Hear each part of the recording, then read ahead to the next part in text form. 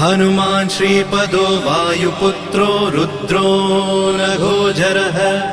अमृत्यवीरवीरश्च ग्रामवासो जनाश्रयः धनदो निर्गुणः शूरो वीरो निधिपतिर्मुनिः पिङ्गाक्षो वरदो वाग्मी सीता शोकविनाशकः शिवः शर्वः परो व्यक्तो व्यक्तो धराधरः पिङ्गकेशः पिङ्गरोमा श्रुतिगम्यः सनातनः अनादिर्भगवान् देवो विश्वहेतुर्जनाश्रयः आरोग्यकर्ता विश्वेशो विश्वनाथो हरीश्वरः